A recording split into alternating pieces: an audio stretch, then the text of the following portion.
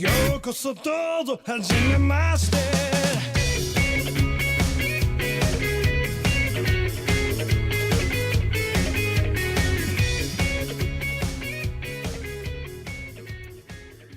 Hello everyone, welcome to the GLORIO Chat, an affiliate of the GLORIO Network, your source for the best anime podcasts on the internet. And the best, hottest, newest Legend of the Galactic Heroes podcast on the internet. You don't think another one has been started over the past few months? The hottest takes on a show from, what, 1988? Hell yeah. Yes, so we keep joking about this GLORIO Network thing, but I don't know how much we're joking at this point. But anyway, yeah, so we have a good episode lined up today. We are going to do our fall... Count your fucking chickens before they hatch. Yes, I'm trying to keep the show on track here, Io. We got a lot to go through, but yes, the fall 2018 season show. We're gonna do our kind of preview for the new season, and like I just said, we got a lot to go through here. So I'm just gonna dive right into introductions. So I am Gel. We've got Iro with us today. Hi. We have G. Yo. And once again, staying up way past his bedtime, we have Zigg joining us. Good evening, or very close to being good morning, actually. Yes, thank you, Zigg, for putting up with our work schedules here. And for some reason, I'm insanely busy this month. So it's always a pleasure. Yeah, we're trying to fit in where we get in here. So, all right. So as we mentioned, we're going to be doing our fall 2018 anime season preview. If you have not heard one of our preview shows before, we don't cover every show. We just kind of pick some things that we think are notable, whether that be for good or bad, but just things that we think are worth talking about.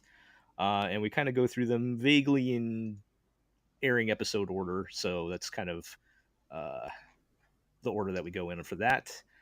And we're going to start actually with a couple of shows that have aired episodes already. And I guess we're gonna walk right into this minefield right off the bat, but hell yeah, let's talk about Fooly Cooly Progressive Alternative. Alternative. See, you messed I can't it even get up it straight. on the first try. Come on, we did a Gaiden podcast about this. Oh my god! So Fooly Cooly Alternative, which of course is the third Fooly Cooly series, the second one to air this year of the new ones. The other, of course, being Fooly Cooly Progressive, which aired a few months ago. And I just want to start by clarifying, is this the same episode that aired on April Fool's? Yes. Okay. So if you watched it then, it's the same now. But I know Iro and G, you watched it and had some hot takes to get off on it. So what did you think about this first episode? I have very complex feelings about Alternative, and in some ways that's maybe better than just outright disgust. And, I think some of that, for better or worse, is a result of Progressive doing a fantastic job of helping us dial back our expectations. The way I would put it is that I think a lot of people wanted Fooly Cooly Progressive to be sort of Fooly Cooly's take on female adolescence, a kind of a modern kind of twist on what the original Fooly Cooly was about. And I think that was the assumption that was made when they revealed the main character was Hibajiri. Yes. Then they bring in Nide and messed up. And anyway. Yes, the whole message gets diluted, and we could go on for like an hour about all... Sorry, go ahead. I've still not seen that Fooly Cooly 2, by the way, but my understanding is that it did some things well and some things not so well. And the overall impression I got from people was negative more than positive. That's the smoke on the street, at least. Yeah, if I'm being extremely generous, I feel like, that ratio is like, I don't know, man, 70-30. That's pretty generous. Yeah. Let's be What, honest. We're being honest. 70-30 in favour of the positive, or 70-30 in favour of the negative? In favor of the negative. It's disappointing. Yeah. The only And I would say 30% of that positive, if you'll allow me real quick, is a lot of that is just that the New Pillows track they played during the credits is pretty good. So was it though? I only saw the first episode from that, and the thing I got from that was not, to me, like, an essential part of Furikuri has always been like the sense of like isolation and wanderlust that show has. You know, it's the balance between its extremely wacky, over the top sensibilities and the kind of more profound sort of longing that's at the heart of it. And I didn't really get that out of the first episode of Furikuri 2, because I'm not going to mess about with the dumb names.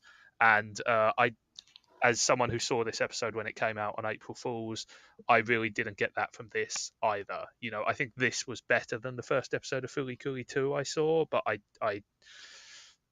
it didn't really scan like a Furikuri show to me. I think the key part of that is that it's better than the other one, which has more to do with our lowered expectations than anything else, because the April Fool's episode aired before FLCL Progressive.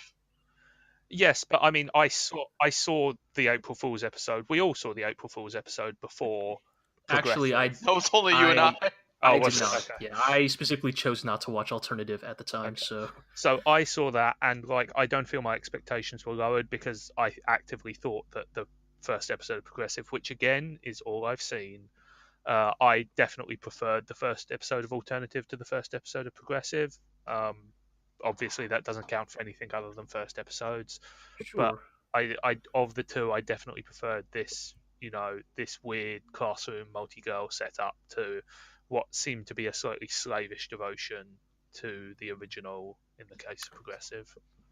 Yeah, I definitely get where you're coming from, Zigg. And I think for me, the way I feel about Alternative basically is I agree that it doesn't feel, or at least right off the bat, it doesn't necessarily feel Furikuri in all the right places. Like Furikuri, the original, is this, you know, it's this kind of spectacular thing because it somehow does manage to so, you know, seemingly effortlessly weave together its kind of, you know, zanier, high energy moments with its kind of adolescence melancholy and sense of isolation. And I definitely think that Alternative kind of doesn't really nail the former, at least so far. But I do think that in a lot of ways, the all girls cast, I think, actually, at least for now, again, let's see what happens 5 weeks from now. But at least for now, I think it lays down a better foundation for if you're going to make the claim that these sequels are meant to be Furikuri's take on female adolescence. I think Alternative does a better job of making good on that promise so far, in the sense that you don't. The way I feel about it is that even if Hibajiri was the main character, ostensibly the main character of Progressive, the problem is that Ide exists, and not only does Ide exist, but Hibajiri herself kind of exists more as a female character for the male gaze than as a female character for the sake of the narrative. Right. Whereas, that was, just to interrupt, that was like Yeah. my concern about Alternative as well when they showed it. It's like, okay, it's cool to have a female protagonist. That's great. You know, I think after original Furikuri was very much, you know, a boy's view of adolescence, I think it's incredibly important that we get, you know, an alternative take on that. But as with all modern anime productions, you have to, like, the little voice in the back of your head says, well, is this because they actually care about female characters, or they figure that, like, male nerds would rather look at a girl for 90 minutes rather than a dude?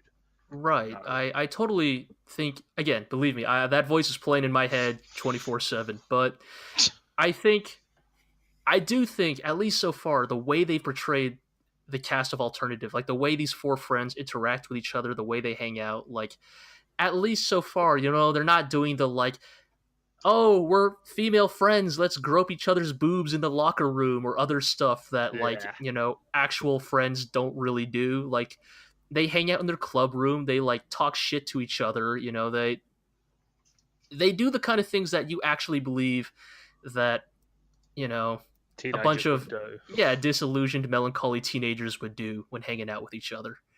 See, when I think of what a bunch of melancholy, disillusioned teenagers would do, I mostly think about drinking and smoking. But I was born in England, so. I mean, believe me, as somebody from the Bay Area, I totally understand that. But Iro, you watched it both times, both in April and this time. So, did your opinion change at all after surviving through? The other if anything, going through Progressive made me higher on Alternative than I was, because, well, at least it's not as bad as that other one. Yeah. And I don't want us to spend too long talking about this, but I will just say there are definitely things I worry about. Like, yes, there is, again, that slavish devotion to the original Fooly Cooly. We talk about the infamous Jenga block, Jenga piece scene. That's just like, it's all the aesthetics of the original with none of the like thematic understanding. Haruka, the second Haruka shows up, like she's, Haruka is a great character. She always will be, but immediately the moment she shows up, you're immediately forced to like consider like, how are they going to use this character? There is another character who I'm not going to get too much into, the like maybe only kind of notable male character in this show. Let me just say, there are things about this character, and there are things they are implying about this character in the background of this narrative that if they actually go through with what they're implying, will invalidate everything Alternative is doing, and no amount of goodwill Alternative cultivates will save it if it does the thing they are implying right now with this male character. Quite a statement. Look, that if they actually are implying that dude is actually who we think he, or who they are implying he is, like, then fuck this show. Fuck that entire show. Like, fuck it in the ass, throw it out the window. Like, fuck that show. Fuck that show. Irredeemable, unsavable, unsalvageable. That certainly sets the bar high for the rest of the season, I'm sure. But yeah, I couldn't bring myself to watch this after the Jenga piece thing.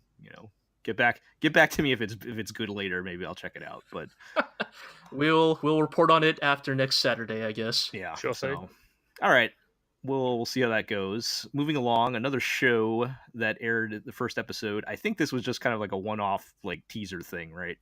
Yeah, it was like a preview. Yeah, so that show is Double Decker. I know nothing about this show other than a lot of people, including you guys, were really high on it. So, why don't you tell me what Double Decker is? Sure. Double Decker is basically Sunrise's, intentional spiritual successor to Tiger and Bunny. It has some of the same people, not the entirely the same, different director, some other people, different roles here and there, but the same character designer. And basically, it seems like it's their next big, like, weird anime America superhero themed project. Instead of superheroes, or kind of superheroes, it's almost kind of Toku-esque in premise. It's about, I guess, super-powered cops trying to stop, this new wave of criminals that have shown up. And sounds familiar. Yeah, weird. And I guess the thing is, like, more than really describing the plot itself, it's more the thing that I think I really enjoyed anyways is just the vibe it has. It's very similar to Tiger and Bunny. It's got this very energetic, enthusiastic, a vibe. Its take on anime America is that kind of like portrayal of America that can only come from Japan. That's like really stereotypical, but leans into it just enough to. I think that it's interesting that in our current times, let's say, it's not considered in the West particularly interesting or acceptable to depict America as like a rah-rah land of the free anymore, but that's still very much the interpretation Japan chooses to go with a lot of the time, and that's kind of novel simply because we don't do it as much in the West anymore. Sure. And I think even more than that is I mean, yes, like Double Decker and also Tiger and Bunny kind of are very much doing that kind of like America, the land of freedom and bald eagles and hot dogs, and it's definitely going for that kind of vibe. Superheroes. Yes, superheroes, but and I guess of course yes, it is starring cops, but I guess I feel like it's so far removed from real America, like Yeah, I mean, aesthetically and tonally. like that was not an attempt to like say that this is passing up a chance to make some hot social commentary. I just sort of meant that like you were talking about the tone of Tiger and Bunny. That was one of my favorite things about Tiger and Bunny as well. It's bright, it's slick, it's futuristic. It's largely played for big drama. There's not a lot of like angst or particularly nuanced. I don't know, man. Did you watch the second season?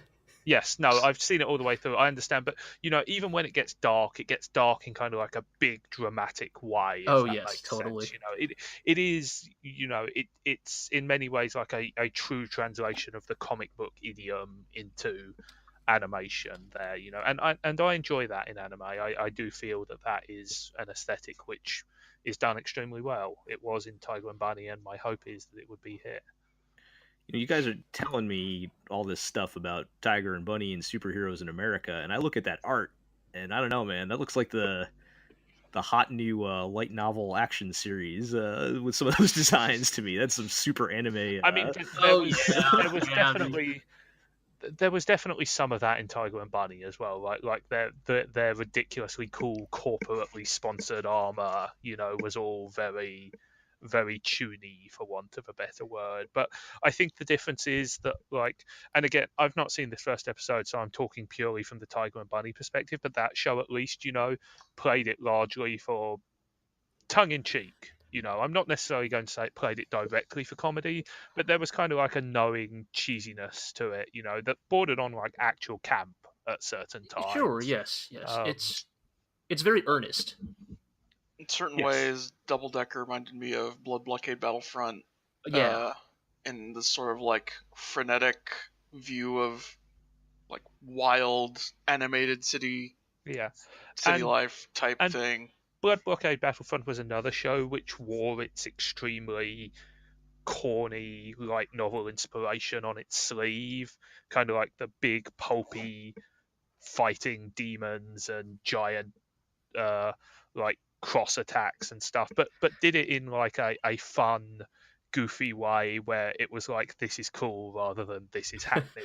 I mean, some of that is honestly just Yasuhiro Naito's really over the top, aesthetic sensibilities at play. Yes, but absolutely. yes, I totally get what you mean.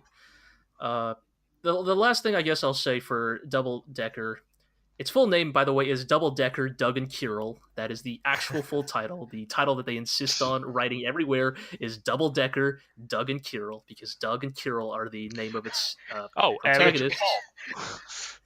Agents of SHIELD.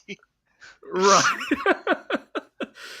Yes, but the thing I'll say that's interesting is the way I think this actually becomes the thing that actually I think makes this very obviously the successor to Tiger and Bunny is that all the action is CG, like even the characters. That's right.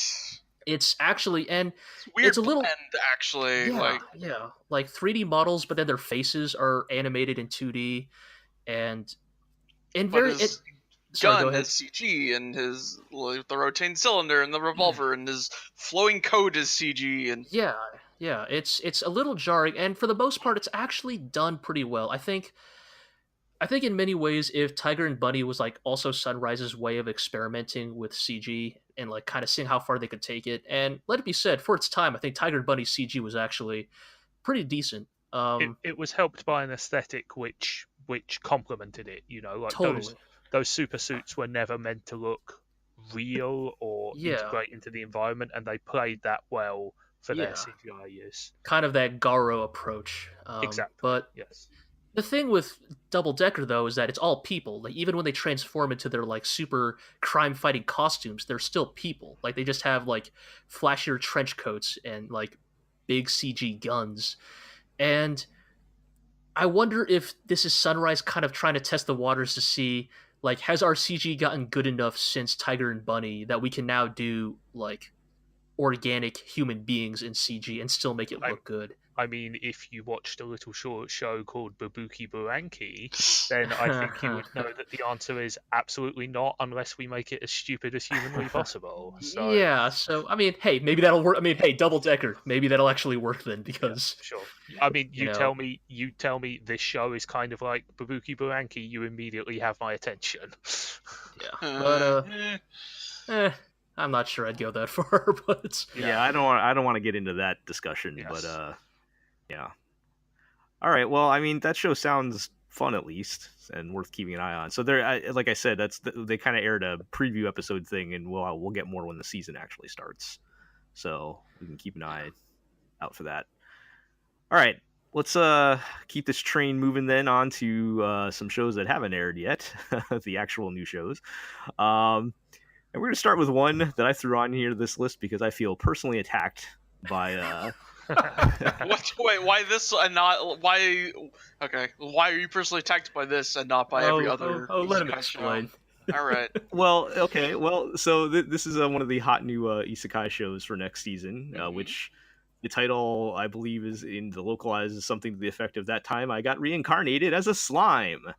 And Slime approaches command. Yeah, I was gonna say, is this a crossover? Like, is a promotion with Dragon Quest 11? Yeah. So no, but he most definitely does turn into a Dragon Quest slime. Yeah, for anybody who doesn't know, we should clarify that the slime is like the basic ass monster in the Dragon Quest series of games. So like the little blue imagine like guy punching rats in the Elder Scrolls or stuff like that, basically. But yes, so I felt personally attacked just because of the description was about the main character being a loner 37-year-old man stuck in a dead-end job who is Ooh, man, they're just going right at it, huh? Yeah, and then he gets, as these things always start, he gets killed in an accident or something and is reincarnated into the magical fantasy world, except instead of being the all-powerful Demon guy Lord. with all the demon lord or whatever, he comes back as a lowly little slime guy. Except, guess what? Except what? Yes. Except, go ahead, Except Iro. his powers as a slime allow him to transform into anything and get everything's powers. So actually, he is still totally super overpowered, man. Yeah, so it's still the worst is the worst is Worst actually the best thing. Mark that checkbox on the bingo. And of course, all the anime girls thinks his little slime body is so cute and have to snuggle up with him.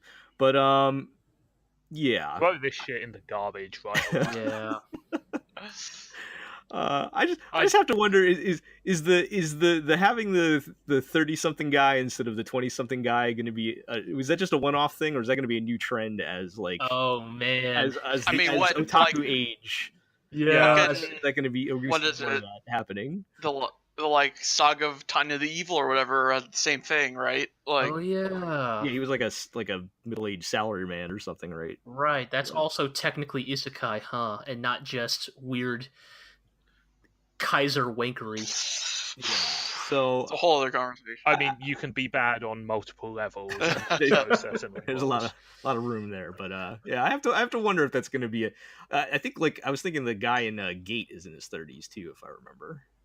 But I mean, otaku are getting older. Yeah. So I'm just curious if that's just like a one-off thing or if that's just going to be a trend. I mean, to see in the future. Let's be honest; those otaku are both getting older, and they sure as hell are not making new otaku. So, shots fired. Indeed, I like it. Anyway, whatever. Like the genre of I'm reincarnated in a fantasy world has become like a parody genre within a parody genre. So I don't really feel that there's too much to say. No, like there has been precisely one good one of these shows, which was Grimgar Fantasy and Ash. Okay, well, hold on. Talked about Log Horizon. Oh yeah, Log Horizon. My understanding is even you guys soured on Log Horizon in season 2, right? Yeah, but season 1 was really good. Yeah. Like it. Just Log Horizon actually. So all these isekai shows are fucking like, and then he reincarnated with the most powerful item or the most powerful passive skill or some sort of other RPG mechanic bullshit, and I think Log Horizon is like the early one that took all the RPG stuff and actually brought it to its logical conclusion and explored it, and that none of these other ones do. But it was also one of the older ones, so nobody cares.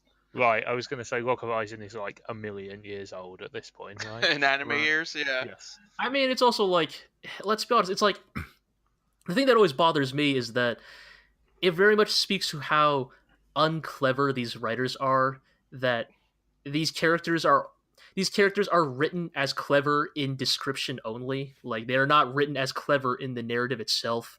You know, it's like, oh, he turned into a slime and he cleverly figured out he could transform, or like in those other isekai, it's like, oh, he reincarnated as level 1, but oh, he has the overpowered XP gain skill. Like, idiot, like, are you stupid? You think like do you really think that fucking nobody else would take these powers too if they could be figured out this simply? Like, Yeah.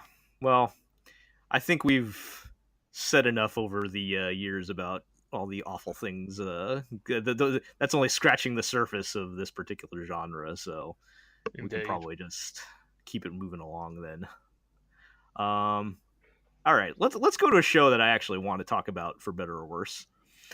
all right, I guess the floor is yours. I'm more excited for this show than it deserves. I would also like to say some things about this Yes, show. I think you'll have some things to say too as well, Zigg. But I'm talking about the return of a certain magical index. Season 3. How many years has it been? 7 years since season 2. And how long was that after season 1? That was like 5 years after season 1. Well, I think season 1 was probably like 2008 or 9, and then 2 was 2011. Wait. Has it really been 7 years? I thought you guys were reviewing this at some point during the GLORIO era. We were No, that reviewing, was Railgun. Yeah, certain scientific railgun. 7 years. Huh? Is it the same shit? No. They're the same thing, right? No. They have gradually gotten closer and closer, I think. I thought they have all the same characters. Yeah, but Go ahead, Zigg. I mean, it's worth pointing out that Ivo is not wrong. Like, a large part of Railgun Season 2 was literally Index Season 1. Like, straight up, they told the same story from a different perspective. Oh, okay, so it's like a Gaiden thing. Yeah, like, originally it was like this Gaiden spin-off manga, but Railgun became so popular that, like, it has basically drawn neck and neck with actual Index for, like, representing that franchise.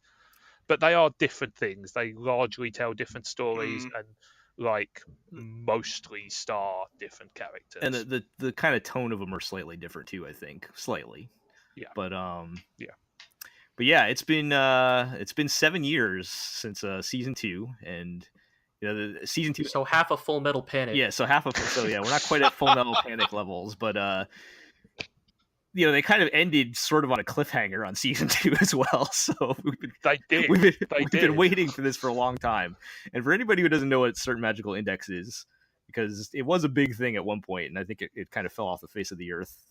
But I feel like it was one of the first light novels where it was like, oh, this is huge. Yeah. You know, like this is a legit breakout third pillar alongside anime and manga. Yeah, but so it's all their fault.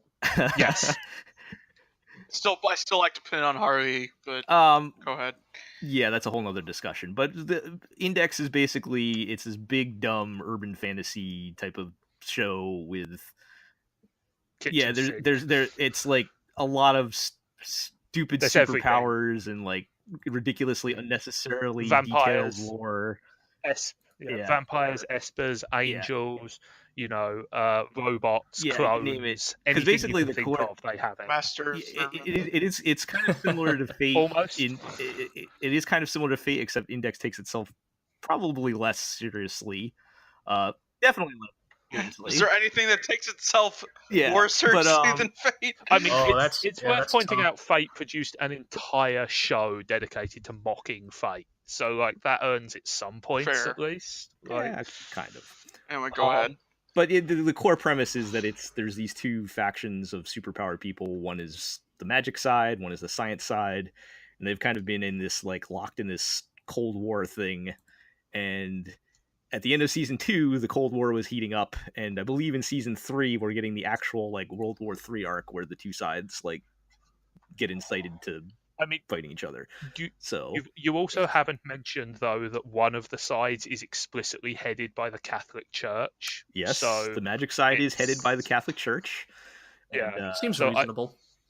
I believe the Pope shows up in this season. I don't think they ever get to the Pope because there's like if I remember, like there's like the Archbishop who's like some cute girl, of course, who's like the head of the church, and World War III gets started by like this like black ops magic faction from the church that goes rogue and I sets up cannot World War III. remember a thing which happened in that. Isn't the Index in the title a cute girl? Yeah, she's a cute girl. Yes. She's a cute girl who's also a book. So when I said I was more excited for the show than it deserves, I was trying to warn everybody that this is not really a good show. Yeah, so can I step in? You're not doing a great job of selling it. Go ahead, Zigg. Yeah, go ahead. So go ahead, Zigg. The original Index was one of the first animes I watched. Animes. And it is very good for about the first, let's say, 9 to 10 episodes. And then it sort of gradually goes off the rails, but at least in entertaining ways. But season 2 is a disaster. Like, it is absolutely all over the shop, thematically, tonally, story-wise. It is just an unbelievable farce. And so I barely remember half the things which happen, and I remember not understanding half the things which happened when I was watching it. So I'm interested in this for 2 reasons. One is just how crazy can it get? Like, just how bad, just how unbelievably messed up can it get? But the second thing is I was really skeptical about that second season of Railgun, and it turned out to be one of the best shows of the year. And so there's a little part of me which thinks, well, maybe it could be good. Yeah, and I never read the novels, but I kind of like caught up on kind of generally what happens, and there's some cool stuff that if they do it well, this season could be a lot of fun. I think the appeal of it, as we're kind of both trashing it and also trying to hype it up at the same time. Yes. But the appeal of it is kind of like this big dumb action show, and you want to see like what kind of ridiculous over the top powers they're going to pull out. And at its core, the main guy Toma is it's kind of a harem show if we want to be honest, but he's no kind of about it. Like what's that? I said there's no kind of about it. It is absolutely okay. Yes, it's a harem show. Yeah, dude. Like I've fucking seen the doujins. All right, I can tell you that's a harem show. The only thing I will say is that so Toma should be like the worst character in the world because he has the whole fucking worst but actually best. Zero is greater than the sum of all powers. But they write him as like enjoyably kind of down to earth and clueless most of the time. Like they kind of write him as a frustrated everyman rather than like this godlike figure who is like better than everyone. And that kind of saves it at least from being, I think he has a early 2000s style harem protagonist as opposed to he's 2010s he's Kyon, but like. Well, we have to remember the light novels came out like in the mid 2000s when they started, so it's still from that era, I suppose. I think Toma has a pretty healthy dose of like shonen protagonist in him too. Like he has the very strong sense of justice, and he is willing to punch somebody in the face if they're asking for it. So, that it does kind of help form a nice foundation, despite the fact that all the girls fall in love with him. And actually, if you want a good example of how stupid this show gets, it's theorized in the show that all the girls fall in love with him because his power, of course, is the ability to cancel out other powers. And so it's theorized in the show that his power cancels out the red string of fate. And so when girls meet him, I think you should just stop talking. Yeah.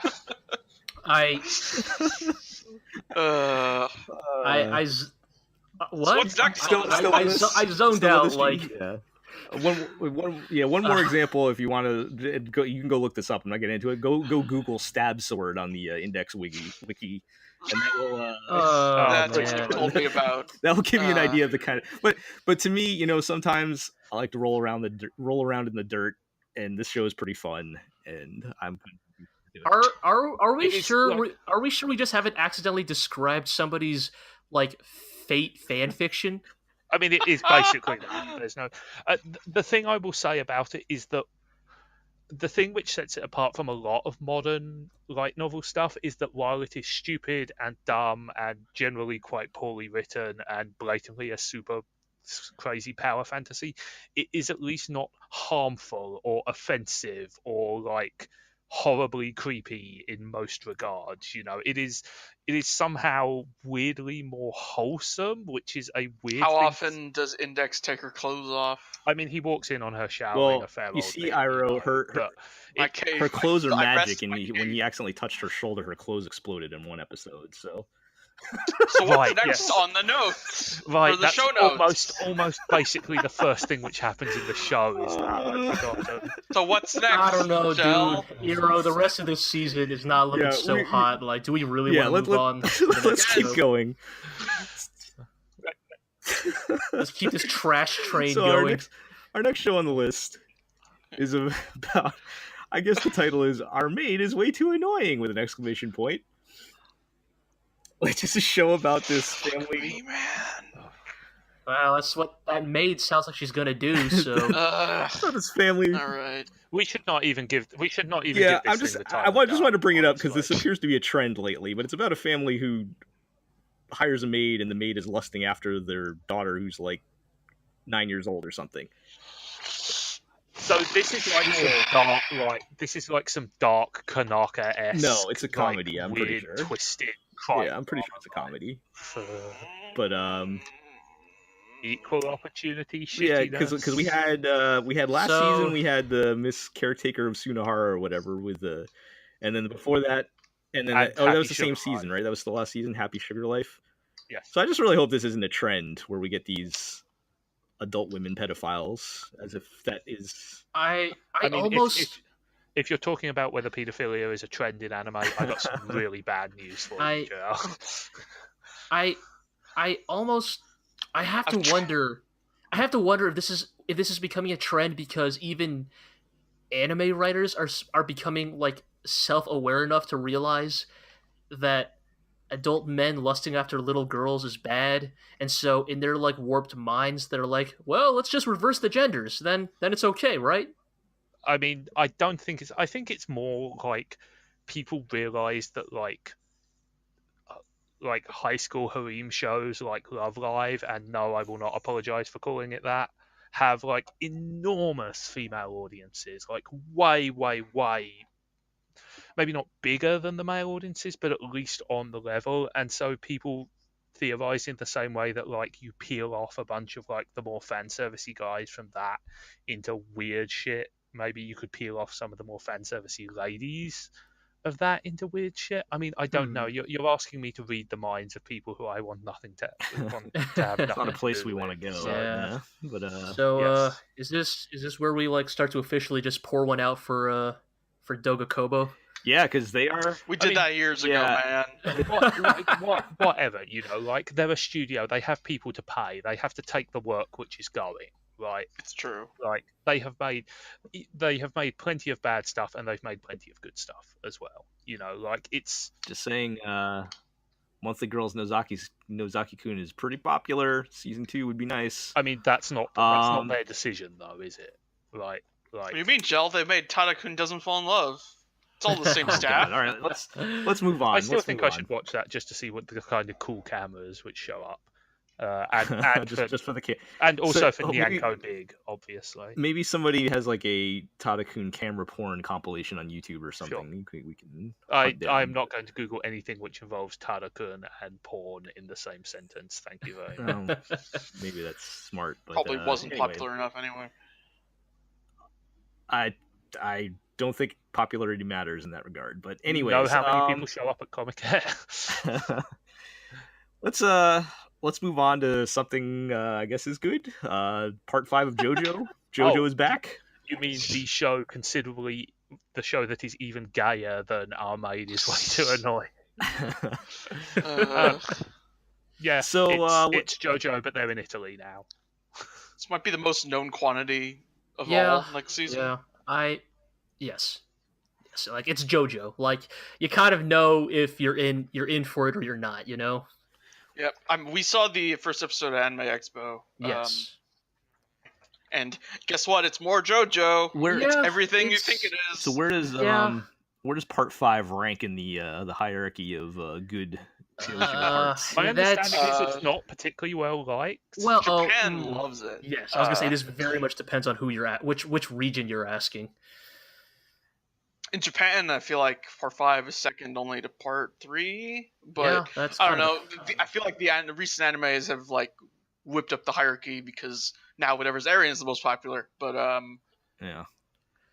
I don't would say that Part 5 seems to be disproportionately popular amongst all of my female friends, and like that is not a statement one way or the other, but this sure does look like it has a lot of extremely pretty men in it. I mean, like I think you could probably say Part 5 is when the art style became noticeably more towards pretty men.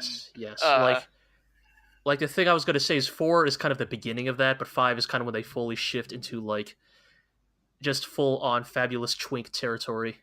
I mean, 4 is kind of a transition because like they're definitely not the kind of Fist of the North Star knockoffs they are in parts 1 through 3, but at the same time they're not full on like Bishojo either, and everything I've seen from Part 5 is like, oh wow, these guys are just like they should be sparkling. They are. I suggest looking up like art comparisons from the start of Part 4 to the end of Part 4. Oh yeah. Those panels are great. Like the beginning of Part 4 when Josuke is basically just like knockoff Jotaro, and then by the end he's like transitioned fully into you know the Josuke we know and love. But yeah, it's more JoJo. I will say, I'm ready for more JoJo. I would say I broadly am. I feel like personally, my impressions from that first episode were that, I'm down for more of this, but I'm not 100% sold on Giorno as a character, not yet, anyways. He's kind of going for that like Joseph, like I guess in theory, likable roguish dick character, but I don't know.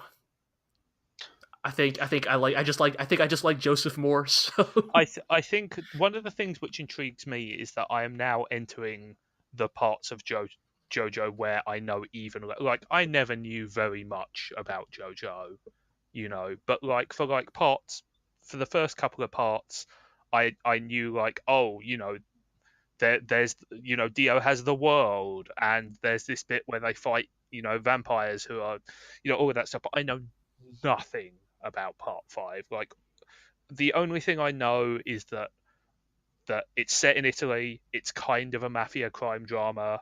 New JoJo is like an illegitimate son of Dio, and is this the one where there's a stand called Dirty Deeds Done Dirt Cheap? No, that is much later on. Oh, god damn it. No, the anime where that one shows up will be airing sometime in fucking 2023 or something. I remember there's at least one stand with a really, really good band name in this one, but I can't remember. You mean like all of them? Like, yeah, I was gonna say like all of them? Yeah, but one of them is really great. I can't remember. That actually makes me think but yeah. the real important question here is what song will they license for the ending? I mean, we have speculated. So the one I really want them to do is, because it was number 1 in 1999 in the year that the show is set, is I Want It Wasn't Me by Shaggy. But I think that might be a little bit beyond their budget. There has been a lot of talk of having Gangsta's Paradise, but again, I think that's perhaps a little bit. That would be really good. That would be so good. Oh my god. I mean, really good. My major issue with them using Gangsta's Paradise is I can never hear that song and not think of the Weird Al version. I know, right? Yeah, totally. That makes it even better. Hey, I mean, they specifically call out Weird Al at the end of Part 3. I mean, that's true to the original manga, though, right? It is. They also called out Bo Derek, so is there going to be like a football sequence? Ah, fuck. Anyways, all all right. right. So I feel like the answer to that question is it's like something more obscure that we won't see coming, because like basically nobody saw I Want You coming, and it kind of has nothing to do with part 4 thematically. It's just like really good at capturing the vibe. Yeah. They Like, might it's just do something awesome. similar for 5. yeah, Yeah, and I mean, like, let's be realistic here. You know, there is only so much money that marketing department has. It ain't enough to license Gangster's Paradise. How much? Well, licensing stuff's way cheaper in Japan. How did Speed Grapher get Duran Duran? Right, That's true. Yes. I mean, that's how much true. does licensing a Um, song off of a '90s one-hit wonder really cost in 2018? I don't know, but anyway, more JoJo's on the way. I'm sure it'll be solid at the very least. All right, let's keep it rolling here. We're going to talk about Release the Spyce, which I don't know a whole lot about, other than it appears to be not much to know. some kind of lesbian spy show in the same vein of or I guess it really wants to be Princess Principal.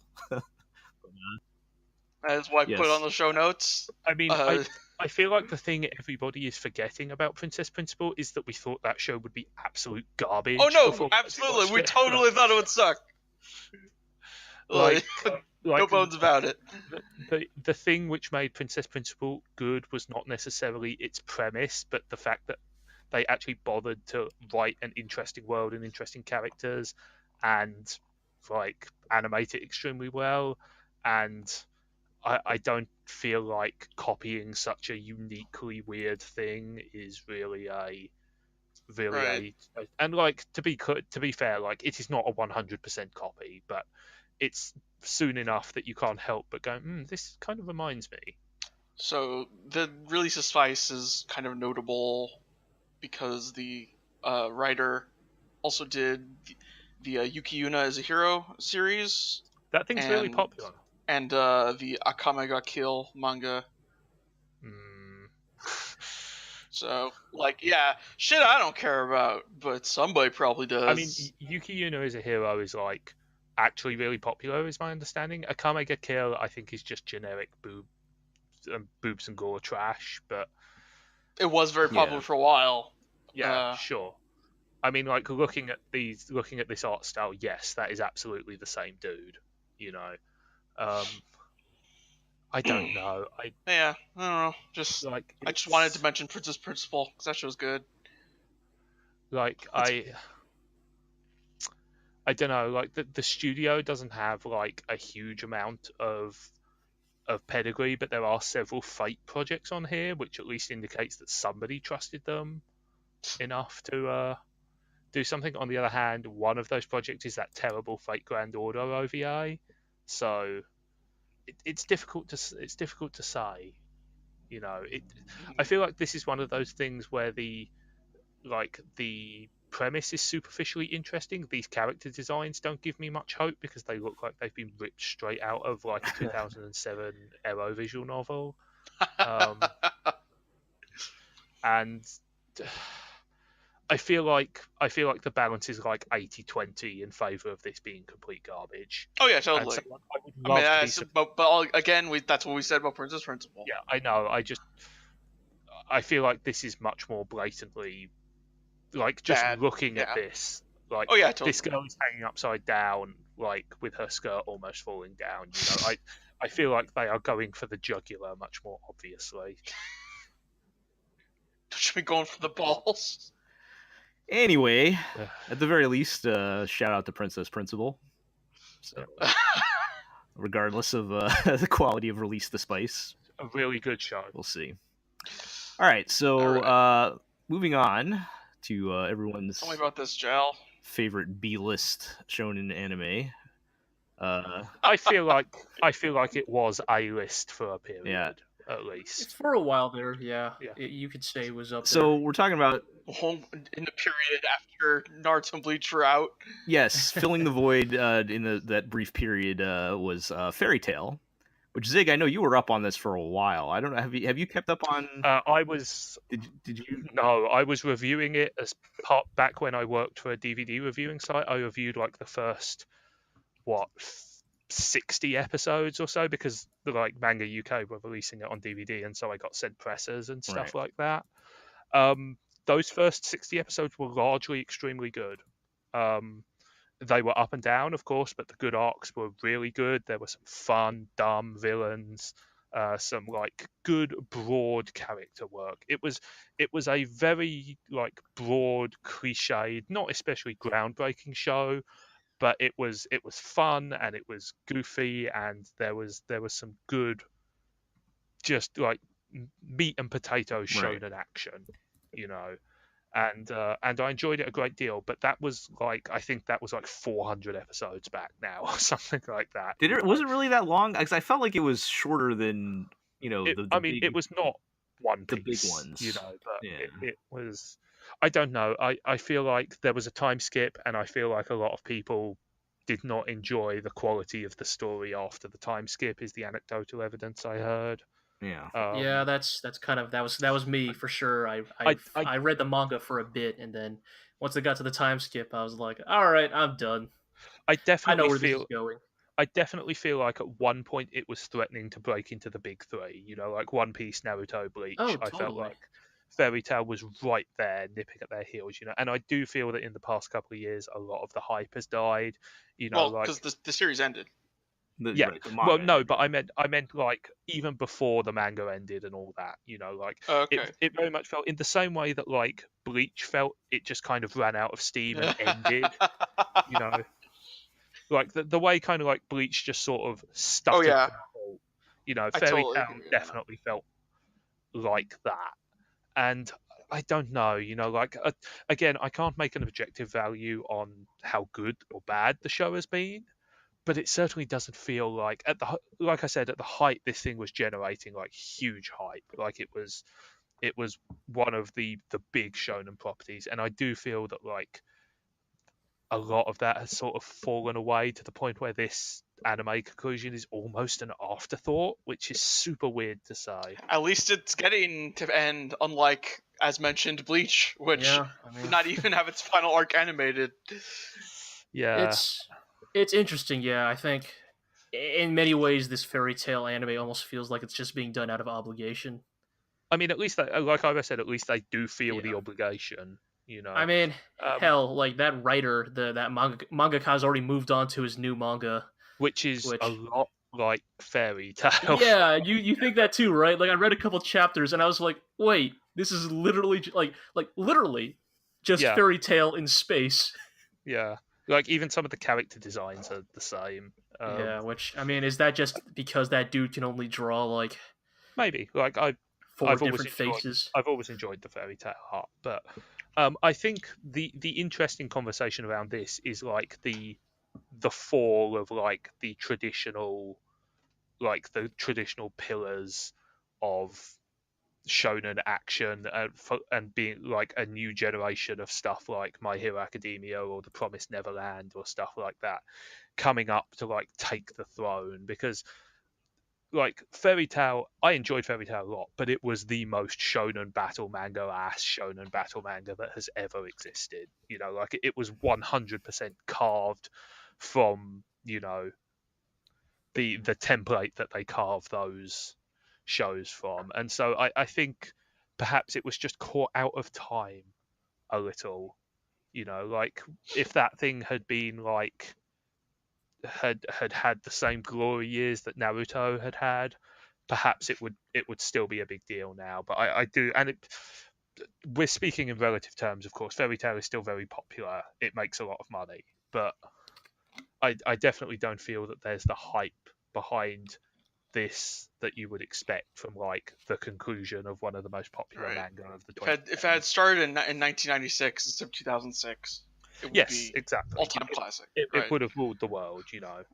Exactly. Right. And yet somehow we still have Black Clover. Somehow. I mean,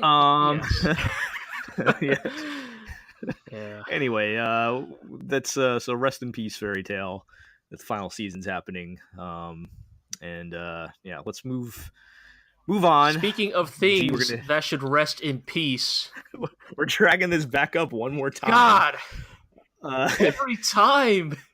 I don't know. I don't know. Are we going to have anything really new to say here? But I think it is notable to mention that Golden Kamuy is returning Yes, for its So- second season. Did anybody keep watching that after the first couple of episodes? Because Yes, I would check in regularly, just to Fair. kind of see their take on like some iconic scenes and moments. so what was the overall quality level of that thing? Not great. Hmm. But okay, fine. If we're gonna So go I do spiel all over again, Oh boy. I'm sorry. Okay, very very short version. Yeah. It's not as bad as the CG bears made it seem in that first episode. In a weird way, Golden Kamuy is the rare, like, bad anime adaptation that slowly got better as time went on. Sure. It's just that, I've heard the word workman-like bandied yeah, around a lot. yeah. Like, the thing is that, like, the quality of the story, the quality of the character writing, all of that still shines through. It's just that anytime anything remotely exciting happened, you could very much see the very obvious limitations in. I mean, like we production. always mocked, like, Dragon Ball for doing nothing for 200 episodes or so, but they did that because they could bring it when it counted, and it sounds like to me that this thing just can't even bring it when it counts. Yeah, which is a shame, and it's really gonna be a shame this season. Speaking specifically of bears, because Is this scene gonna happen? yes, like, oh my god, that scene, but being done with CG bears is just gonna be the most fucking. Oh my god, I will have to watch it, and I will. I have an Sorry, important question. Have they already had the scene where he throws the dog through the air and it spins? Oh yes, they did do that. I should hunt down that clip. But it's just like, oh my god, since none of y'all are ever gonna watch this fucking anime, I mean, I might read the manga. it's a good manga. Yes, right. Don't let it be said. I will bust out my usual refrain. Read the Golden Kamuy manga. Sure. It's just that there is a scene that is going to be covered in this season that is, in my personal opinion, one of the finest narrative escalations ever achieved in fiction, and it is achieved. It involves bears. It involves bears. Yes, bears plural. I will just say, how, like, in like a shonen battle manga or anime, like when the hero's fighting the villain, and the hero is like kind of on even ground with the bad guy, and the bad guy busts out something like some crazy power up, and the heroes are like, Frieza was only fighting at 50%. right, and Goku's like, oh my god, I really gotta, oh man, I gotta step it up Kaioken now. times 20. Right. If I do Kaioken times 20, I just might be able to beat him. And then the fight continues, and then Frieza, or in this case the bear, is like, oh, Is you the bear thought that like, was Destroy Namek! Yeah, Oh. was the bear like Namek will explode in 8 minutes? yeah, like essentially, yes, like essentially, Sugimoto is fighting like a bear, and like most of the times you're not too worried because 1v1, you're gonna put like 70-30 in Sugimoto's favor against a bear. But then this bear does something that throws Sugimoto off his game. So And then the bear does another thing at the very end of this fight. And it is... And that is the moment in Golden Kamuy we were like, oh no. So I have an important question. Does the bear then come back as a cyborg? Yes, but then Sugimoto's son time travels from the future Oh, with a Seen- sword. seen it all before. Yeah. All before. All right. All right. We could Enough have seen it all garbage. before. All right, let's. So that's still happening. Yes, it's you know, still for happening everyone's, somehow. Yep. Let's move on and dive back into the trash here. You guys remember Conception? You already used the Chio School Road screen. Yeah, I cap. would love to. Can't I would do- love to can't just do it post again. that Chio's School Road. It's a again. useful screen cap, I have it in my Tell useful. me anime about- cap. Tell me about Conception. So Yeah, tell me about Conception. I don't know if you guys remember this game from a couple years ago. I played the No. demo when it came out of on Vita just out of morbid curiosity. But Conception was a Persona ripoff game where you'd run around high school, but the hook was the girls that you romance. You magically like make them pregnant by standing over some kind of cauldron thing, and then Ain't nothing magic about that. So. and then like I don't think they actually like give birth or whatever. I don't remember exactly what happens, but the kids pop out and the kids have superpowers, and like you fight with them as in like a tactical RPG. So like the kids fight the monsters in the dungeon for you, and then okay, go ahead.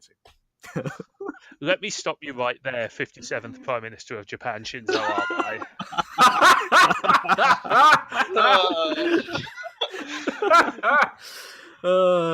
You're telling me that this is an anime about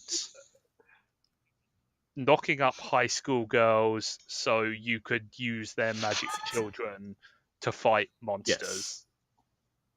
So it's Fire Emblem?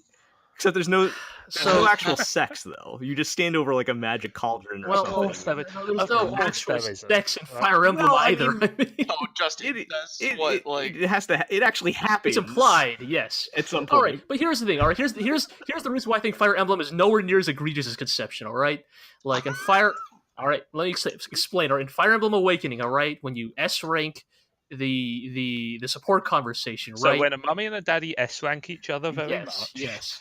But what I mean is that then the kid shows up as a like full grown adult, like from the future. He's like, hey, mom, dad, what's up? Like you guys tied the knot, and then I happened, and it's like, okay, fine, like time travel. Like in Conception, I also only ever saw trailers of this a few years back. But like these are actual like kids, right? Like yes, toddlers? They're like toddlers, like age like 5 to 9 or something. What? Right. Like they spring out of this cauldron fully formed at the age of like 8 or something. Like and then they the demographic? I don't know, man. They lean into the dating sim thing because you do have to like woo the girls or whatever. Because I guess you still have. Is this just like for people who like have a real big thing for pregnancy, but because you can't show that in like a TV anime, there's just this magic cauldron instead? I don't know, man. It's just I don't know.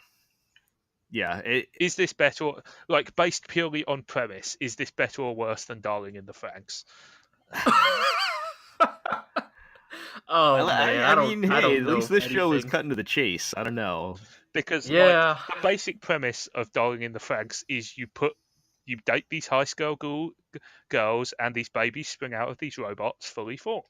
At least that's what I got from watching that show. So. All right. Yeah, so that looks bad, but it's that's like one of those ridiculous concepts that I feel like you just have to say out loud. I will watch one episode of that just. To also, the other thing I'd like to say is, didn't this game come out like years ago? Yeah, it was probably like 5 or 6 years ago. Or something. Yeah, why get an anime now? Maybe it took them that long to convince somebody. I don't know. Look, gee, you never know when you're going to need to launder some money extremely fast. And by Kanto. How the mighty have fallen. A bold claim for Gonzo, but sure. All right. Well, Gonzo made legitimately good stuff at their height. Yeah, they made Last Exile. Last Exile was good. Yeah. Let's not talk about the sequel. No, certainly not. Yes. What's next? Okay. All right. Let's. Yeah. So that looks bad. Moving along, we have kind of the return of Sengoku Basara. But this time they're in high school or something. Of course they are. What is going on here with the Gakuen Basara? Well, you see, I sent my fan fiction into Brainspace, and they said, "This is great. Let's make an entire anime out of it." And then they did. Frankly, I included this in the show notes just because I wanted to talk about Sengoku Basara for like 3 minutes. But that horse has motorcycle handlebars. Yeah, and he speaks English, even though white people didn't show up in Japan for like at least another 200 years. Sengoku Basara's And pretty good. that man rode his horse up a castle, and Yes. the greatest samurai in all of Japan is a giant robot. And Oda Nobunaga drinks blood out of a skull, has a sawed-off musket shotgun, and can grow 100 feet tall and shoot lasers out of his eyes. Yeah, Sengoku Basara was good. This looks terrible. Yeah, Yeah. it does. Yeah. By the way, you want to talk about a studio which has gone into precipitous decline. 7 years ago, Brainspace were making Penguin Drum and Durarara. Now they are making this and Gakuen Babysitters.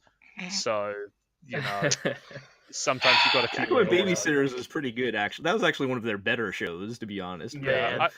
Whatever, like, Brainspace are one of those studios that have made everything under the sun. Like, they've made masterpieces, they've made garbage, But So, has any of the original series DNA made it to this? Does it look like any of that it's has made it impossible into to this tell. show? We know almost Dude, nothing about it. I literally haven't even watched a trailer for this yet. Okay. I'm not even sure there is a trailer for it. There's Well, a video then, yeah. here that I don't know if there's anything in the video. I'm not going to watch it right now, but I mean, I feel like when you go to the high school AU, you have officially given up. Like, that is Yes. the most fucking Yeah. bargain basement thing you can possibly do to anything. didn't they do that with Attack on Titan a couple seasons ago or something? There's a spin-off manga which does that. I Yeah. think that's what this is. I mean, a spin-off omake, whatever, I think that's what this is, whatever, but- right? That it's based on. Maybe there's a manga for like but- fucking everything. There's like 4 Cells at Work spin-off manga already. Yeah. Like, That's right. Whatever, man. You But, strike while the iron is hot. Yeah. Okay. I don't, but I guess the thing I'll just say is like I don't really know why. If you were going to, here's the thing: Sengoku Basara kind of ended pretty well. Like the second season kind of meandered a bit, but really brought it together in It this was- big dumb action spectacle in the kind of way that show always really excelled at. It was also, let's be honest here, not the deepest or like most No, Like, definitely not. show that had a huge amount of mileage in it. There were Yeah. what, two 12-episode seasons? Yeah, and, yeah. Two and 12-episode seasons in one movie, I think. and that felt like a good amount of Sengoku Totally. Basara. Yeah. You know, Like, the thing with Sengoku Basara is, like, it is, as we were kind of talking about this, it very much is that early 2000s, in scare quotes, epic anime in every sense of the word. It's over the top and, brash and, just boisterous in all the ways it can be. And they had a joke and they wrung that joke very, very dry, very well. They made a lot of hay with effectively one joke. right. And I guess that's a fine. thing. Yeah, it totally is. But that's the thing. Like, then the thing is, like, Sengoku Basara kind of, it went out on its own terms and, we all moved on. So I guess the question is, like, why would you bring it back now? Because I the think that's people a big, who liked Sengoku Basara for what it was are not really going to jump on this. And anybody who likes, like, school comedy AU shit, like, I don't see what's in it for them either. yeah. I mean, I think that's the main thing. It's It's a weird crossover. it's a very weird thing. Like Sengoku Basara feels so mid 2000s. It is like that last season ended at the end of 2010. There was a movie in 2011, so it has been at least 7 years since there was any major movement on this front.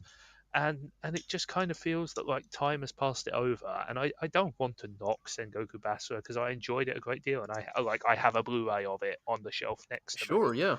But it But- doesn't necessarily but- need to make a Yeah, comeback. it was not a masterpiece, and it was a show that was so very much of its time that like bringing it back at all would be weird, and bringing it back in like this very diluted form feels especially unusual. Yeah. All right, well, maybe it'll be fun for one episode. Maybe. Well, whatever. I got my excuse to talk about Sengoku Basara for like Yeah, 5 there you minutes, go. so Yeah, I'll take it. So I got to get our guns on for 5 minutes. Hell Uh, yeah. All right, so moving on. Kyoto Animation is gracing us with our presence on on television again. An increasingly rare occurrence. Because Violet Evergarden was so good. Yeah, I've not actually. Well, we'll get to that. I shall we? actually, You know? I'm not clear if this is actually going to be on TV again or if they're doing Netflix again. I don't even know if that's been announced or whatever. But they are doing a new show called Tsurune, Kazemai High School's Archery Club. So we've got hot archery boys this time. I haven't seen or read too much info on this yet. The only trailer is like a very lovingly animated dude stringing a bow and shooting an arrow. But it looks like they're going to be doing kind of a sports take on sports anime, as the archery club is aiming to win the big tournament. So Did they already do free? they did do free. I don't. Does free have a big tournament? I only watched a couple episodes of that. I don't know. I mean, not. But I always took free as less of a sports anime and more of just like cute boys hanging out type of thing. Isn't that what this is also going to be? I don't know. I mean, isn't that what all Kyoto Animation shows are? Yeah, like. Yeah. Aside from the horny ones, obviously. But, I can't remember the last time I actually cared about something that KyoAni did on TV. And yes, I know Euphonium is without a doubt very good and it's beautifully produced, and I'm sure there's some decent story there. But all the I just don't. I don't. All like the critically Like acclaimed that... stuff that they're doing has gone to the movies, basically. I mean, like, I don't think it's any secret that they want to become Ghibli. Right. I've been saying that for years. They see their future in movies, and it's been so long since they've produced something truly interesting and unique for the TV medium. Like, maybe episode 1 of Chunibyo was like the last time they tried something that was notably outside their high school club. I guess there was Miss Kobayashi's Dragon Maid. Yeah, Dragon Maid. I think that was very good. They're basically only doing one TV show a year at this rate, pretty much. So, well, I mean, no, because they're doing 3 years out right now, and then they're doing this as well. Like, I feel like KyoAni on TV have become the very definition of a safe bet. It's gonna look nice. It will probably be well written to a certain extent. Like Sakuga blog will make a lot of blogs about how great it looks. But they're. I just don't. There is no gristle to their adaptation. Like there have been several times. Sorry, G, give me a moment there. Like, sure. There have been several attempts for them to go like, this is the next big one. This is the serious. This is the one where we're really going to show our dramatic chops. Violet Evergarden was bad. I would say Violet Evergarden kind of flirted with that, but it was very hit or miss. It had good moments where they were really kind of delivering on it, but a lot of moments where they weren't. So. Yeah, I guess like the thing I'm trying to articulate is that like and this sounds like a terrible thing to say, but the quality of the shows barely matters to me now because I know that they will reach a certain minimum mark. There's just no ambition in the kind of story they want to tell. They always want to tell kind of gentle melancholy dramas that are 75% of the time set in high school, and there's no desire to reach out and go beyond that, and that's arguably a criticism I'd even make of their movies at this point as well. Like, disclaimer, I have not seen A Silent Voice. I've heard it is exceptionally good, but well, I mean, their latest one, Liz and the Bluebird, is just a Sound Euphonium spin-off, so that's right. They're taking 2 of the side characters. You know what I mean? There's no excitement to a KyoAni show anymore. I'm sure they just don't make things that appeal to me. Like, yeah, I'm sure that's part of it. But the thing is, I like slice of life shows. I don't even mind high school slice of life shows. I thought A Place Further Than the Universe was one of the very best shows that was released this year. But there's just something about the very particular KyoAni style now, which I can't necessarily get on I board mean, with. as you say, it's very safe, measured. Like, Anyway, sorry, I've spoken far too much, but that's my take. No, yeah. I mean- go ahead, G. Not to be reductive, but I've been banging this drum this whole time, so it's good to see that history has vindicated me. No, Yeah, in all seriousness, Their days of like driving.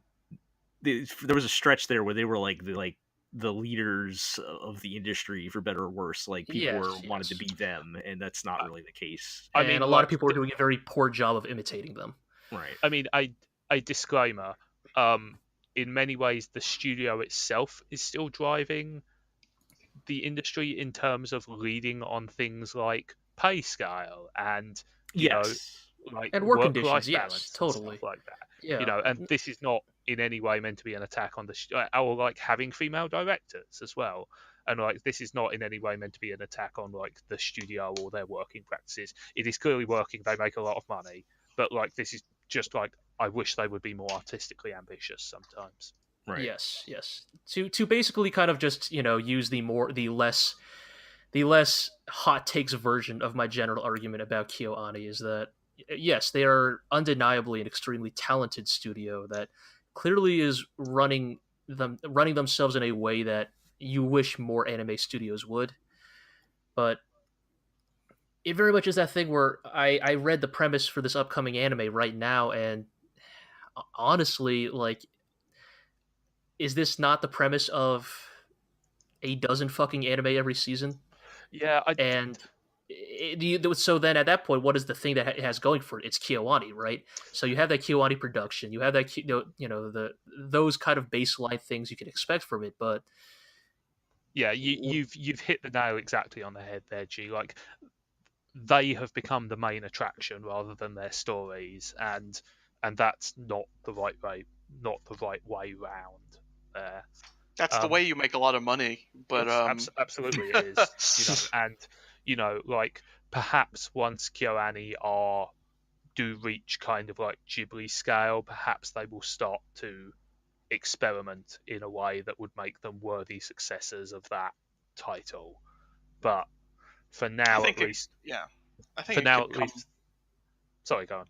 Yeah, just like I think that might come with time, because like they're like you could have said this about Ghibli also, is that you go to see the Ghibli movie, it's just that they also cultivated a like very particular like quality.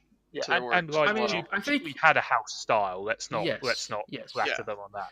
And I think, if you'll allow me real quick, I don't think there's necessarily anything wrong with a house style. I mean, I have to say that because as the resident Trigger fanboy, I very much have to say that sometimes a house style can be a good thing. And yes, Ghibli has a house style too. Much of that is Miyazaki, or was at this point. It's hard to tell these days. Miyazaki's sensibilities, and Takahara, of course. But I think the thing there is, with a Ghibli, even if the movies are tonally or thematically similar,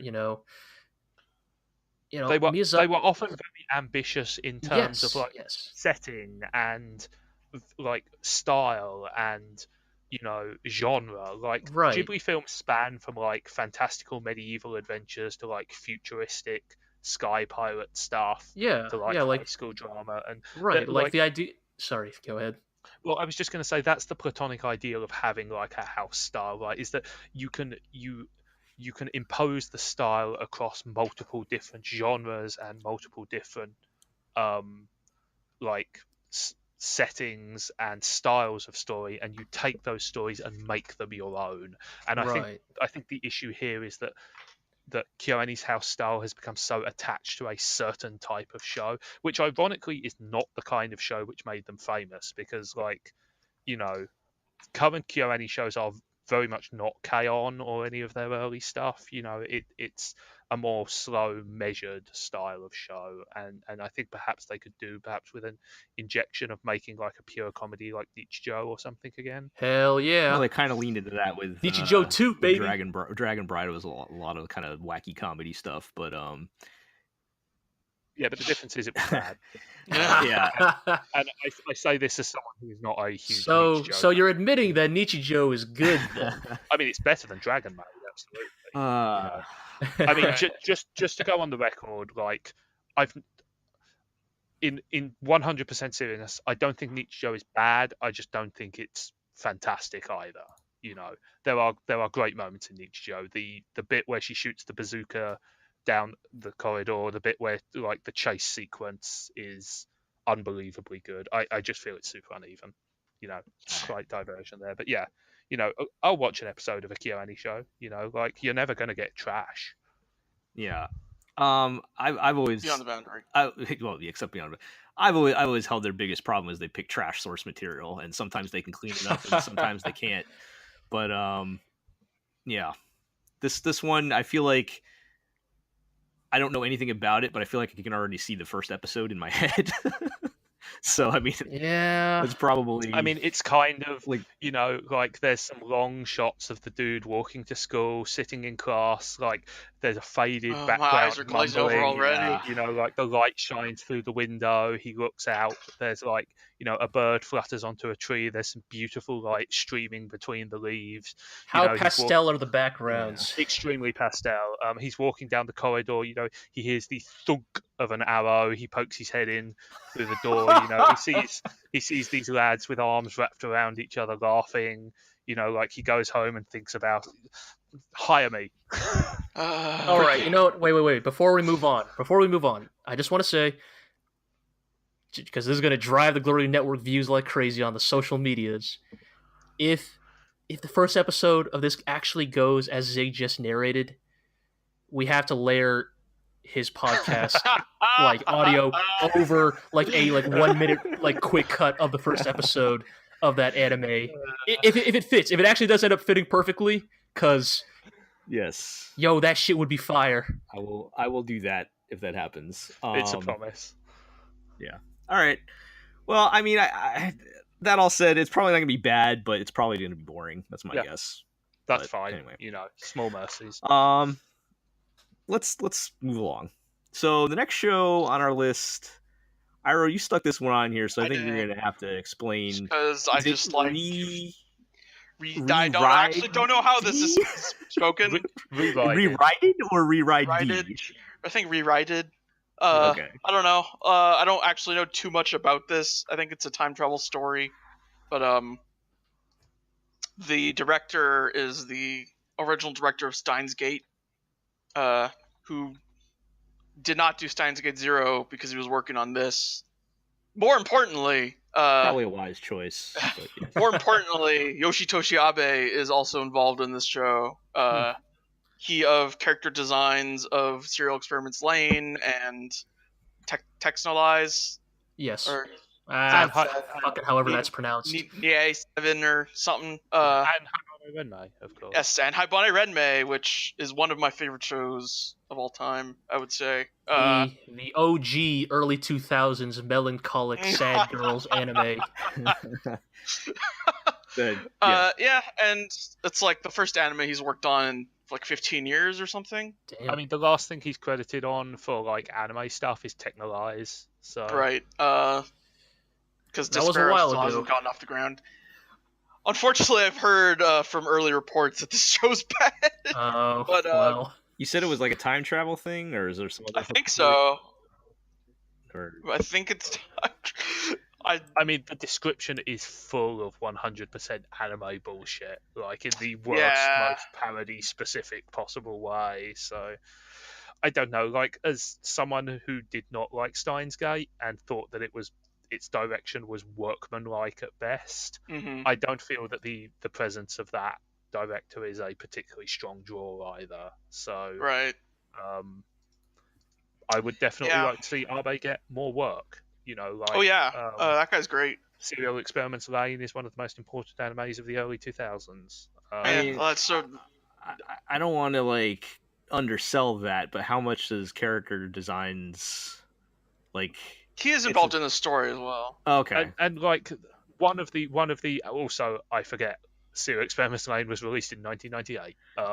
Yeah. But like the look of that show, and also like I've not seen Hibano Renmei, but the stuff I've seen of it, like that his style is That- key to Yeah, that establishing show, the atmosphere of those shows. Ibane Wenmei is not well animated, but it looks good. Yes. And so based on Anime News Network's basically like early preview of the show from at Crunchyroll Expo is that like a lot of what makes Abe's art like good, it doesn't come across in the animation. Well, And the Like panel before the premiere had him saying a lot of like, this is all the like cool concept stuff I did. None of it made it into the show. that sounds So, like like, concept art, all right. This like title card they've got accompanying the show just looks like super generic anime art. Like if you told me it's from Iron Blooded Orphans or something like that. Yeah. Like Abe's speciality was like his characters always looked like very fragile and like Soft. beaten down to an extent, and I don't see I might that just be here. tired because I'm doing this right after work, but I'm reading this description of the show and the words are just not processing. My eyes are just glossing Oh, over. dude, it's No, so like I said, generic. Oh, no, it is yeah, 100, totally. 100% It's so anime generic. I really just wanted to like throw some props at Yoshitoshi Abe because Hibane Renmei is hella good. Yes. I mean, yeah. also, I'm going to take this opportunity since we got a chance to bring up Serial Experiments Lane. Somebody hired Chiaki J. Konaka, you fools. He's good. How many shows did we talk about today just because we wanted to shout out something better? Yeah, I mean, Uh, sometimes that's what anime is really for, right? It's to remind you about the better things that exist. yeah. Well, Yeah. it's not going to get any better with our Alright. next entry. So hold on, let me make my pitch for RErideD. Okay. So main dude travels back in time, finds out that he's like great granddad is fighting this cyborg bear, chops up the bear into a million pieces, and then tells him he's going to die of a heart virus. Yeah. All right. I'm into it now. If only that were the case. All right, Yeah. Anyway, let's move on to better things. that's not the right segue for this. No, we really decided to go end this with some real bangers this week. So, you guys, let's just get this over with. Are you guys ready for the year of Sword Art Online? 52 episodes. Yes, Sword Art Online. The Four main cores.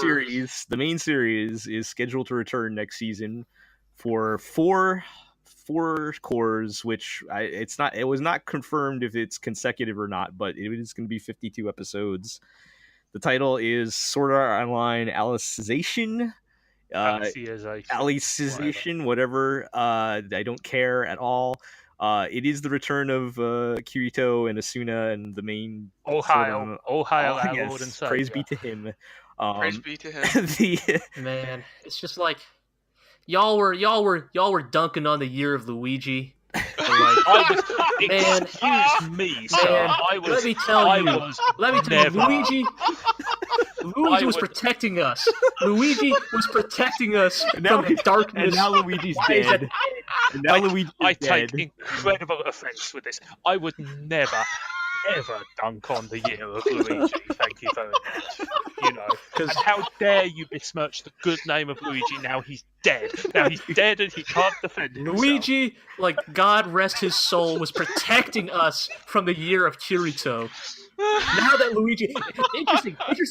Didn't you notice? Huh, funny. The year that Luigi is dead is the year that it became the year of Kirito. Not a coincidence. He's been secretly protecting us this whole time. Oh man. Anyway, Silent protector.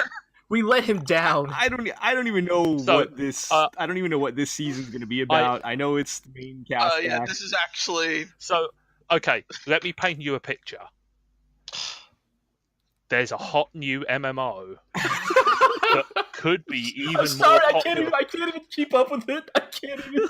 That could be more popular than Sword Art Online, but it has a dark secret. And so Kirito will have to go in and work out from the inside with his incredible skills. He's going to have to meet up with a hot girl who acts cold at first, but secretly she's got a heart of gold and she develops a crush on him. And then there'll be a dude who initially appears friendly, but is in fact probably the mastermind behind the entire plot.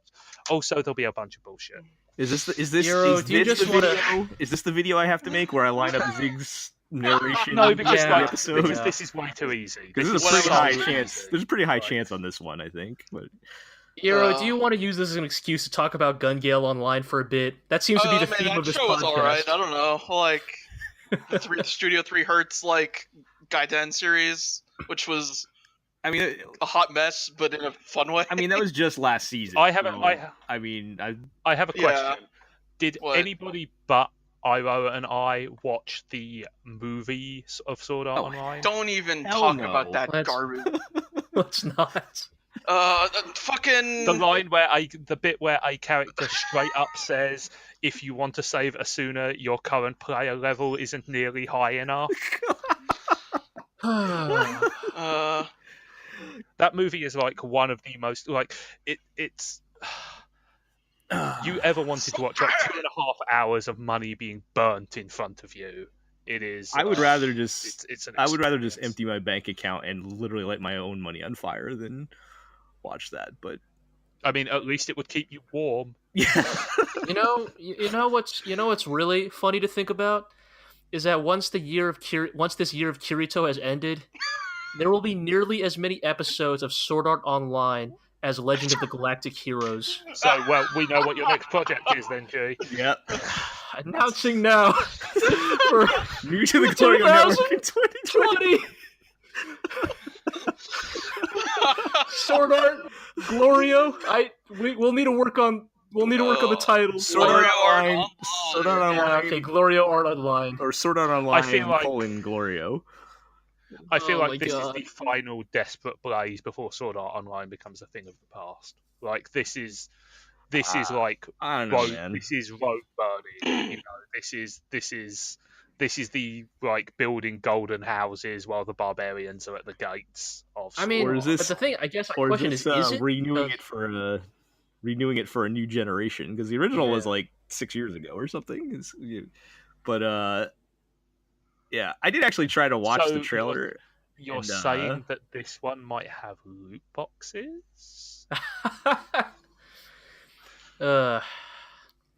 What like more likely to whatever, have like, gotcha. I've More likely to said have gotcha elements, honestly. But I have said everything that I wish to say about Sword Art Online, and what's terrible is that like the critiques we had of original Sword Art Online are the precise reasons why it became popular, and the things they have doubled and then tripled down upon in subsequent iterations. And as a result, like what was originally once an interesting, clever idea has become like almost a self-parody at this point. I don't really have anything else to say. You know, like Well, I'm sure And I it will look very nice. don't think much is going to change in this one. I would not get my hopes up on that. well, good news. Well- We have a great new show to talk about next. Oh God, why did I put all I'm this going at the end? I'm going to say I should so- schedule these next time. Yeah, well, like Uh. I said, I kind of put them in vague air date order, which kind of got messed up anyway. But anyway, Goblin Slayer, the popular manga that got in trouble for having a whole lot of monster rape. It's a light novel. It's a I light novel. think, is it? Yes, it's a light novel. Okay. Also, it did not get in think- trouble. It got super popular.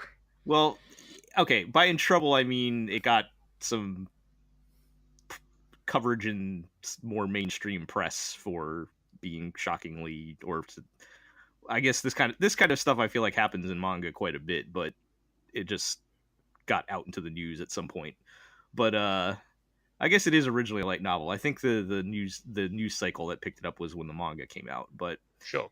anyway, I don't really know a whole lot about the show other than it has a lot of graphic violence and monsters raping people, and it's another power fantasy thing. I don't think it's an isekai. I think it's just a straight up fantasy thing. But yeah, I feel like It I got- feel like the union of horrible 90s like horrible 2010s like novel power fantasy and terrible 90s like gore and violence like shock anime is like a dangerous combination. This is gonna be like, what if somebody made Berserk in 2018? Well, they did, and Oh, right, well, they did. And that didn't work out let's- so well either. Let's not talk But, about that. I feel like putting Berserk in the same like tier as some of this stuff might be a bit of a disservice to Berserk, which at least is trying to be. I personally have no problem doing disservices to Berserk, but I know a lot of people like it. Yeah. So I mean, Fair you can enough. at least make the argument that like Berserk has a tone, and it generally sticks to it. You know, and It's not a tone I appreciate, but no, I mean, it is very much it is very much that like 90s era, very violent seinen manga. But I don't know, man. Like, I'm not trying to like necessarily defend it, but the things I have seen like of Goblin Slayer and frankly other manga and light novels of its ilk that I am deeply worried that if Goblin Slayer does well will only encourage more of these anime adaptations to get made. But I mean, aside from power fantasy, it's basically like torture porn, right? Like, yes, like it's not just that it's a power fantasy. It's it's very much engaging in like the not to use this overused term, but it is very edgy. It is edgy in that way that feels very, I don't know, just in your face and unearned and kind of just used as an aesthetic, like, oh man, wouldn't it be so edgy if this cliche like D&D fantasy party like went into the goblin cave and then all the girls got raped. It's like it's just wait, is it's that actually so a thing which happens? what? Is that actually a thing which happens? Oh yes, like that's actually We're done talking about this show. Yeah, no, I'm not. I'm not Okay, even joking. that's it, like- The actual premise of this, like, because surprise, surprise, blew up on 4chan for a while. Goblin Slayer's literal actual backstory is that the titular Goblin Slayer, the main character, used to be one of those like goody two shoes, idealistic, Dragon Quest style heroes. But then he and his party went into the cave to hunt the goblins, but the goblins were too high level and captured and raped all his party members. Wow, that's a sentence. There are so many things in that sentence that I feel like I should object to. And it's getting an anime. It's getting an anime. Well, like I feel like anime has always flirted with like extremely taboo subject matter. That's kind of part of the appeal of like early anime was that it did that stuff. But like the idea of this becoming like quote unquote mainstream entertainment is It's appalling. concerning. Yeah, it's I wonder. it's astounding, Do honestly. you think they'll tone it down for? They have to, right? That- Like, I mean, you'll have to, right? They have like, to in some degree, I'm sure. But Yeah. I mean, like you can. There are a lot of things you can imply without showing, right? But Right. like that doesn't make the actual inclusion of the content any better. And yeah, yeah, right. Just because whatever, it's like- not happening on camera doesn't mean it's not happening or not. I mean, like but it the still pro- isn't gross as shit, I The mean, problematic aspect is including it in the story, not right. like whether Showing you it just show makes or it. not. Showing it is worse, but it's not. Yeah. and it's no matter what, like you're still gonna set off, the fucking anime censorship, dickheads. So Oh God, so sick. Not of... only. not but only also- did they censor the God, I can't even joke about it. Let's finish on a more optimistic note. Is shall we? this more optimistic? All right. Sure. So Yeah, all right. yeah. so Compared to Maid Goblin and- Slayer, yes. Okay. They made an anime out of Superhuman Samurai Cyber Squad. For Okay, Yeah. So we're talking about. Well, that was Gridman. yes. So Gridman, one of the three, because is this like full on Trigger doing this or?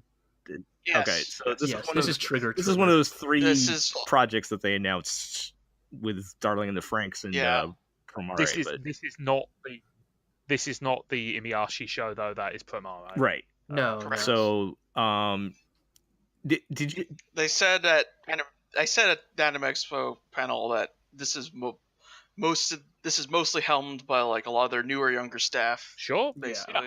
I'm down. My understanding is that this is basically like a lot of the junior staff on Trigger kind of wanting to try their hand at producing their own anime. Did you guys see? Did you guys see it at Anime Expo, or was it just a panel? Yes, Okay. We did. we watched the first episode at the Trigger panel at Anime Expo, and so here's the thing: it's being directed by the Inferno quote Cop. unquote director of Inferno Cop. Yes, So far so good.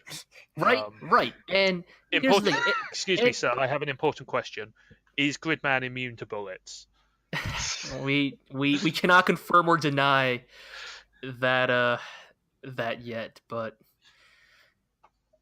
so the thing is, like, maybe this has something to do with expectations, right? But at the panel, the director of Gridman and Inferno Cop recorded a video prior to the episode.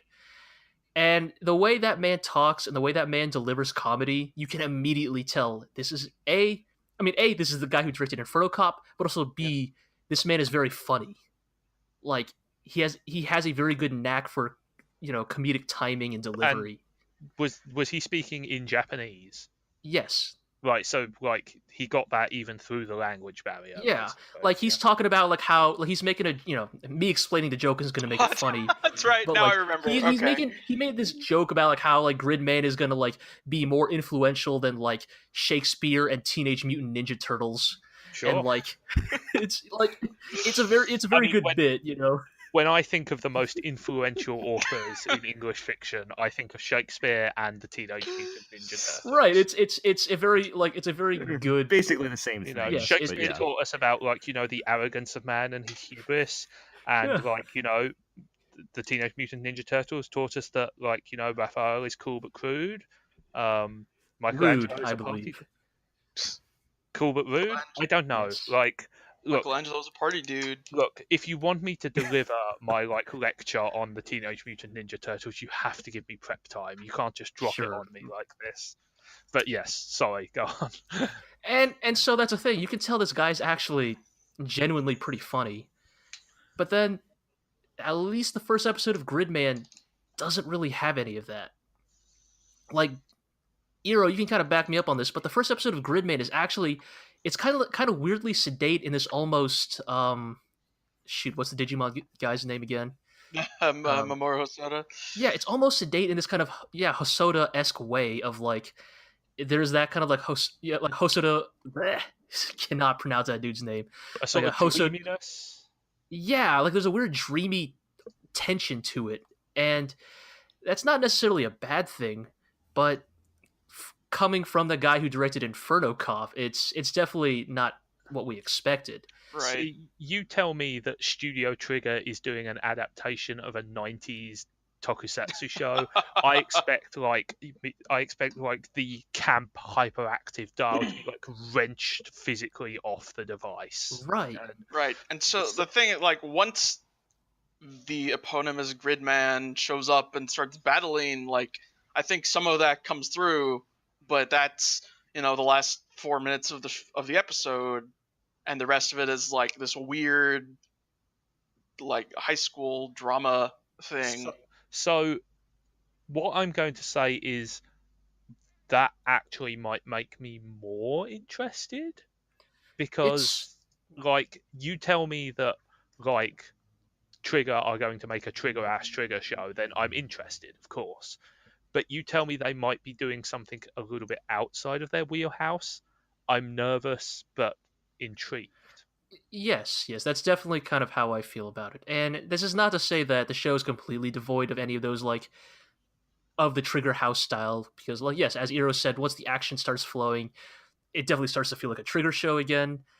There are actually Iro, I don't know if you remember the specific bit, but there's actually one comical bit rapid fire talking, or no, it's they did that thing that Trigger's very good at, of holding on a comedic pause for just a little bit longer than you should, but that almost makes it funnier. Yeah. They do that in this episode. They do that in the way that Inferno Cop would do that, in the way Kill la Kill did that. And so some of those sensibilities are definitely there, but what this show is actually trying to be is still kind of a complete mystery to me. That's Yeah. interesting. Like you said, it was largely helmed by the younger staff. I wonder if this is like their experiment in trying to like establish a tonal consistency and a through story for a show. Because like I'm perfectly willing to put up with some rough edges if like it produces a more interesting thing than you might expect from. I don't want to say a generic trigger show, but you get what I mean. You know, I they mean, have I totally, a yes. style you expect, and Yes. I think we were all expecting like sex and violence with mock speed, but Toku themed, like very Yes. vulgar and in your face and energetic. And we got something very different. And yes, as you said, Zig, in some ways, that's almost more intriguing. does it look nice? Yeah, I mean, Looks fine. yeah. Gridman's in CG though, but Yeah, well, I will say the one thing I did appreciate is that the way the fight is animated actually feels very Toku-esque. Like the timing and the weight of the way they move kind of feel like two dudes in suits fighting. That I kind of think like they slightly might waddly have- walk. I think they actually did some mocap. Yeah, Sure. yeah, they did mention that at the panel. Yes, that they mocapped a lot of like I guess Toku actors doing their Toku thing for the fight scenes in. I Gridman, wouldn't be which- surprised with like people who are like weird nostalgia freaks as much as Trigger that they probably went back and watched some of the actual Gridman Toku show as well. Like, Oh yeah, totally. and you want to see some. There's definitely a style to 90s tokusatsu in that show. Yes, I will say some of the light and like effects animation during like once Gridman starts doing his Gridman shit. There's definitely got a look. Does it ever like this is a weird question, but does it ever veer into like stylistically bad? Because I feel like that is definitely a hallmark of Toku. It's been a while, in fairness. Fair enough, Yeah, fair I enough. can't remember these specific details of that at this point. I'm super interested. Put it that way. You know. Yeah. I'm very intrigued, and I want to see more. Like, Yeah, same, definitely. Yeah, and like it's tricky because at least in my eyes, you know, Trigger's star has sort of fallen in recent years, and there's always like the threat of something like oh god, fuck, I can't remember. Kisniver. Kisniver. Yes, Kisniver. We all knew, You know, so that where, probably like, that yeah. probably says something. where they took like an incredibly interesting concept but sort of like couldn't follow through, you know, like and I feel like that's always a worry, you know, like do they have the chops to carry a story that is more than just like pure 100% adrenaline to completion? And I'll be very interested to see if Right. they can do that this time.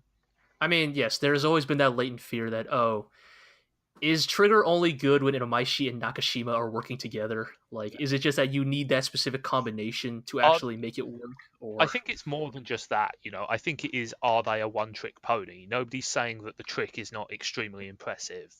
But if Trigger are to survive as a studio in the long term, they need more than one speed. And so far their track record in establishing things that are not that one speed is, let's say, sketchy, shall we? You know, Can Trigger make a show where they don't fight in space in the last episode? do you want a show where Trigger? Do you want a Trigger show where they don't fight in space in the last episode? Come on, get that shit out of here. Yeah, like, to be fair, like if you are making an adaptation of a Toku show with like giant like heroes battling monsters, it would kind of be a crime if they didn't fight in space in the last episode. Come on, man. We all know. All right, look, it's a Trigger show, so 3 things are going to happen in the finale. All the side cast and supporting members of the story are going to show up in the last episode to help out the hero. The hero is going to get a new costume, and the OP is going to start playing. Yep. And then they're going to fight in space. Actually, 4 things will happen. I will feel slightly cheated.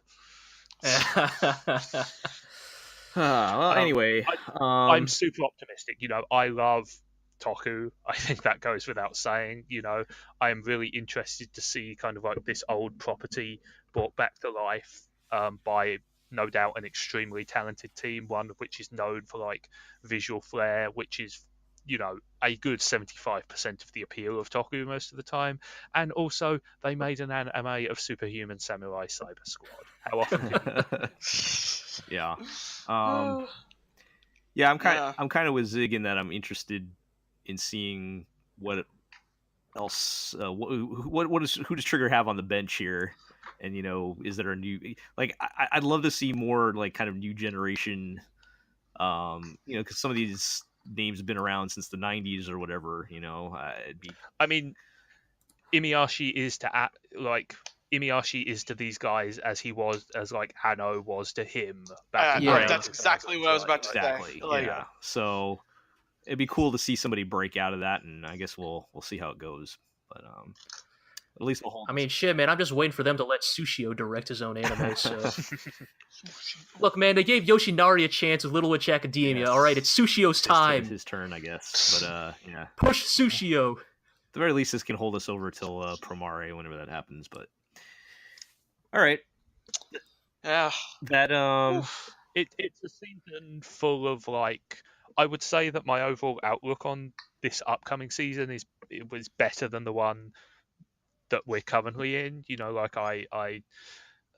I was not optimistic at all about the current season when we previewed that, and obviously gems have emerged, but I think the overall prognosis is there's way more stuff I'm interested in this time, even if I don't feel that there's very many surefire hits in there. That's probably fair. I know last season we were really down on this season when we were previewing it, and as we always do, we found plenty of things to watch. But yeah, I mean, we'll probably be talking about that in the next podcast. So. Yeah, our next episode there have been some fine shows that have emerged. Yeah. So I don't know if I necessarily feel as good about this season, to be entirely honest. Like, Jojo is reliable. Double Decker looks like fun. I'm curious about Gridman, but I don't know, beyond like those immediate ones in my mind. That's already probably doing better than we felt about last season, but yeah. I guess when you put it like that, yes. Yeah, like I don't necessarily feel that there are a huge number of absolute surefire hits this season, but there is enough stuff which intrigues me. There is stuff that could definitely go either way, but at least it's stuff that makes me want to pick up, the remote and put the TV on, rather than just sort of peace out entirely. Yeah. And who knows? Like, I'm sure some of the stuff that we're kind of optimistic about will be not good. But equally, there may be like a hidden gem which rises up out of the muck as well. They're almost and there's a lot of. I mean, we only picked a handful of shows. There's a lot of shows we didn't talk about, and it wasn't necessarily that I thought they looked good or bad. They just kind of didn't seem to stand out or whatever. I mean, any one of those could jump out. Like that we always find something like that jumps out at us every season. So there's plenty of potential in there somewhere. So. There's always something. All right, so I think that will do it then. Thank you guys for sticking it out here. We're gonna wrap up with our usual housekeeping. You can read everything we write at theglorioblog.com, including we'll have our upcoming previews and first looks of the season in written form for pretty much everything like we do every season. You can follow us on Twitter at theglorioblog. You can like, comment, subscribe to the podcast on iTunes or wherever podcasts are sold. We are on YouTube, and apparently I have found out that we cannot get a nice, clean YouTube URL unless we get 100 subscribers. So get on that, people. Get subscribing. Hit that subscribe button. Yes. Yeah, all the GLORIO heads out there standing for the GLORIO network. Yeah.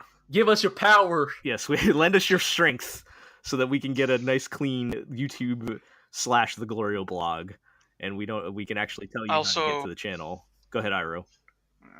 Also want to say our newest podcast, The Legend of the GLORIO Heroes, is going very strong, good. And next episode we're finally overtaking where D&T ended. Yes. For those of you listening to that.